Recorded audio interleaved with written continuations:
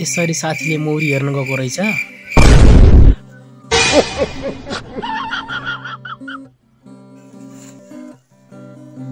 त्यसैले अब साथीको लागि एउटा टोपी बनाउन गइरहेको छु, जुन मौरी हेर्ने बेलामा, मौरी निरीक्षण गर्ने बेलामा, मौरी मह काट्ने बेलामा हरेक कामको लागि काम लाग्ने बी भेल मौरी टोपी, घुम्टी पनि भन्छ होला, त्यो बनाउन गइरहेको छु। मसँग एउटा यो कन्स्ट्रक्सनतिर काम गर्ने टोपी थियो, त्यसलाई चाहिँ अब मैले यसलाई यहाँ युज गर्न गइरहेको छु।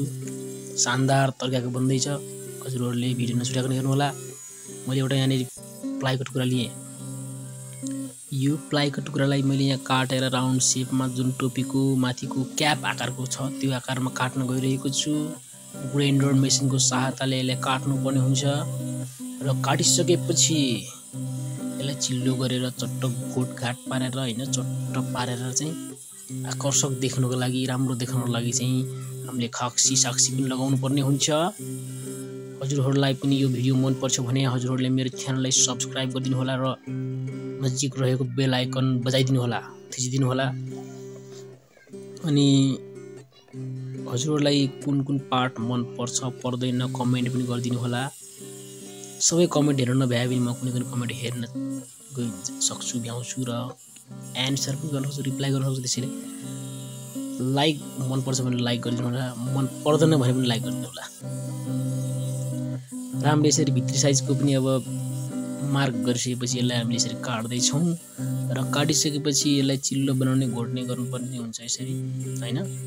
घोटिसकेपछि अब यो मौरीको लागि चाहिँ एकदम राम्रो उपयुक्त बी भेल भनेको चाहिँ बजारमा किन्न पाइन्छ, जुन 700-800 देखि लिएर 1000-1200 2000 3000 पनि पर्छ, हेरी हुन्छ, क्वालिटी हेरेर हुन्छ हैन। मौरीको सामग्रीहरू पाउने ठाउँमा किन्न पाइन्छ।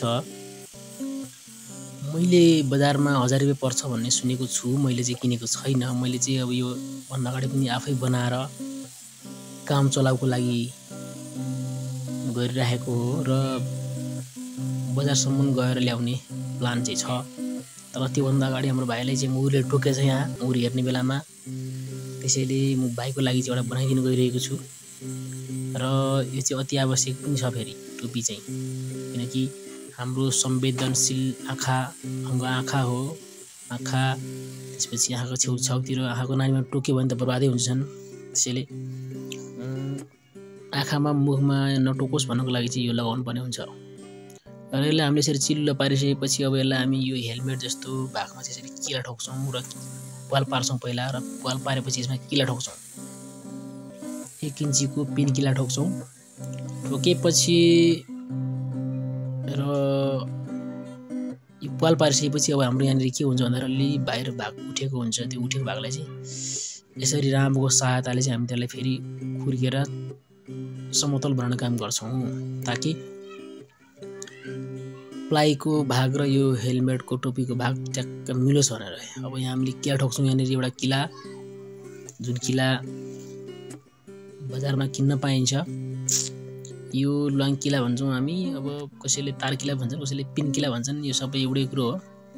1 इन्ची किला लामो छ, यसलाई लामो बाहिर निस्केको भयो भने यसलाई काट्नुपर्ने पनि हुन्छ। यो चाहिँ एकदम राम्रो पनि बनाएको छु मैले। योभन्दा अगाडिको भिडियो अगाडि पनि मैले धेरै बनाएँ यस्तो भेलहरू चाहिँ, तर मैले भिडियो बनाएको थिएन। एउटा भिडियो बनाइदिउँ न त भनेर चाहिँ हाम्रो भाइले कुरा गरेर अनि मैले बनाएको हो। यसमा हामीले यसरी किला ठोकिसकेपछि उतापट्टि किला निस्किएको हुन्छ, त्यसलाई हामी ग्राइन्डरको सहायताले फेरि काट्छौँ। काटेपछि अझ राम्रो देखिन्छ। यो किन राखिन्छ त भन्दाखेरि मसँग एउटा कोरोनाको बेलामा लगाउने मास्क, जुन प्लास्टिकको मास्क हुन्थ्यो, मुख ढाक्ने गरी बनाइएको हो। यसको प्लास्टिकको सिसा छ जस्तो देखिन्छ यहाँ हो। यो चाहिँ मैले यहाँ ल्याएको छु। अब यसलाई चाहिँ जालीले पनि हेर्न सकिन्छ। यो प्लास्टिक जस्तो भाग्ने किन भन्दाखेरि जाली जस्तो भागले चाहिँ अलिकति तिरमिर देखिने हैन, अलि अँध्यारो ठाउँमा नदेखिने, अलिक कुना काप्चातिर नदेखिने। त्यही भएर अनि मसिनो चिजहरू जस्तै मौरीको अन्डाहरू हुन्छन्, जुन लार्भाहरू मसिनो हुन्छ, त्यो चाहिँ नदेखिने भएको कारणले गर्दाखेरि चाहिँ मैले यो प्लास्टिकको सिसा जस्तो चाहिँ यहाँ राख्न खोजिएको हो। अलिकति युनिक डिजाइन छ यो हैन। मलाई चाहिँ युनिक डिजाइन लागेको हुनाले चाहिँ मैले हजुरहरुसँग शेयर गरेको हो। अब यसलाई यसरी ठोकिसकेपछि अब यो त एकदम बाहिर भित्र आँखाले जस्तो नाङ्गाले सजिलो देखिन पाइन सकिन्छ बाहिर, किनकि जालीबाट हेर्नु र यो सिसाबाट जस्तोबाट हेर्नु धेरै सजिलो राम्रो हुन्छ, फरक पर्छ। अब यसमा अलिअलि पाल पार्नुपर्ने हुन्छ। यो पालमा चाहिँ हामी यहाँ झुललाई चाहिँ सिउने काम गर्छौँ। झुलको टुक्रा जुन झुल च्यातियो भने त्यसलाई फाल्नुभन्दा त्यसलाई अरू काममा युज गर्नुहुन्छ। कि चाहिँ खानेकुरा छोप्नको लागि गर्मी समयमा झिङ्गा नबसोस् खानेकुरामा भनेर चाहिँ यो झुलले ढाकिन्छ भने अब म चाहिँ यहाँ मौरीको लागि, मौरी हेर्नको लागि, मौरी निरीक्षण गर्नको लागि, मह काट्नको लागि, मौरी हेर्ने बेलामा लगाउने टोपी बनाउँदैछु। त्यसलाई चाहिँ के भन्छ नेपालीमा? घुम्टी, मौरी हेर्ने घुम्टी होला, भेल भन्छ अङ्ग्रेजीमा। त्यो बनाउन गइरहेको छु। यसरी हामीले झुललाई चाहिँ यसरी यो काटेको टुक्रालाई टक्क दुईपट्टि यसरी जोडेर सिलाएपछि हाम्रो धोक्रो जस्तो बन्छ हैन। धोक्रो जस्तो यसरी बन्छ। यसलाई अब हामी एउटा सानो तारको सहायता लिन्छौँ। जुन बिजुलीको तार छ यसलाई चाहिँ हामी त्यो टोपीको वरिपरि पुग्ने गरी माथिको घेरा वरिपरि पुग्ने गरी चाहिँ यसलाई नाप्छौँ र यसरी सिलाउन सुरु गर्छौँ। सिलाएपछि डाइरेक्ट टोपीमा सिलाउनु त्यति राम्रो हुँदैन, किनकि अलिक बलियो पनि हुँदैन, टिकाउ पनि हुँदैन। त्यही भएर चाहिँ यसलाई हामी यसरी बाँधेर टक्क सिलाउँछौँ। सिलाएपछि यो वरिपरि सिलाउनु पर्ने हुन्छ। वरिपरि सिलाउँछौँ। यसरी सिलाएपछि टोपीमा लगाएर फेरि ठाउँमा हामी अघि पाल पारेको ठाउँमा त्यहाँ गएर जोड्छौँ। जोडेपछि त्यसलाई बान्ने कस्ने काम गर्छौँ। सानो ठाउँमा भनेको 1 इन्चीको फरकमा 2 इन्चीको फरकमा त्यसलाई बाँध्नुपर्ने हुन्छ। यसरी हामीले यो सुरुवालको इजार सिलाए जस्तो सिलाउँदैछौँ है। ल हाम्रो यो यस्तो भइसकेको छ। यो चाहिँ अब हाम्रो थकौली जस्तो माछा मार्दा थकौली हुन्छ नि जुन, त्यो भइसकेको छ। अब हामी यसरी यो घेरामा ठ्याक्क मिल्ने गरी राख्छौँ र यसमा सिलाउँछौँ या बाँधिदिन्छौँ भनौँ न। मैले यो सियो नछिरेर सियो पनि सानो पारेको छु। अनिखेर यो घुमाउरो बनाइदिएको छु, किनकि सिलाउनु सजिलो छ भनेर। सिलाउनु नभयो कि बाँध्नु भनौँ न, बाँध्न यसो बाँध्ने हो, राम्रोसँग बाँध्ने हो। यो बाँध्न चाहिँ अलिकति गाह्रो हुने रहेछ, टाइम लाग्ने रहेछ। त्यसरी पुरै भिडियो हाल्न पाइनँ मैले। यहाँ यसरी बाँधेपछि सबै वरिपरि बाँध्ने हो ठाउँमा। नबाँधेपछि चाहिँ अब यसलाई माथि राख्ने हो कि तल राख्ने हो कि भित्रपट्टि बार्ने बाहिरपट्टि बार्ने त्यो आफ्नो इच्छा अनुसार हो। र त्यसपछि त्यो अघि हामीले जुन यो मास्कको टुक्रामा चाहिँ हामीले यसरी पाल पारेको थियौँ, त्यो पालमा चाहिँ अब यसरी सिलाउँछौँ। जुन हाम्रो सूचीकारले लुगा सिए जस्तै सिलाउँछौँ। सिलाइसकेपछि हाम्रो रेडी हुन्छ हाम्रो भेल, हाम्रो टोपी, घुम्टी टोपी चाहिँ रेडी हुन्छ।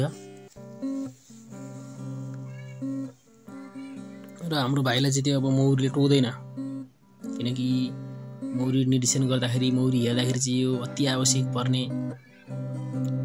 सामान हो हैन। अब हामीले हाततिर अन्त जिउतिर टोक्यो भने आँखामा विशेष गरी जोगाउनु पर्ने हुन्छ। आँखामा चाहिँ फेरि यसो खिल गाडियो भने आँखालाई असर हुन्छ पछिसम्म।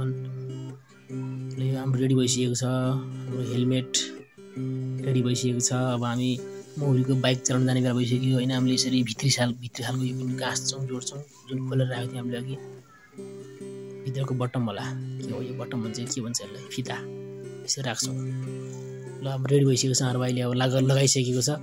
हाम्रो भाइ खुसी मोडमा देखिन्छ, ऊ ह्याप्पी मोडमा। अब हाम्रो भाइले जति मौरी हेऱ्यो पनि, मौरी चलाए पनि अब हाम्रो भाइलाई चाहिँ अनुहारमा टोक्ने छैन, आँखामा टोक्ने छैन भन्दै यस भिडियोबाट बिदा चाहन्छु। र अर्को भिडियोमा भेट्ने बाचा गर्दै हजुरहरूलाई धेरै धेरै धन्यवाद भन्दै चाहन्छु। By by.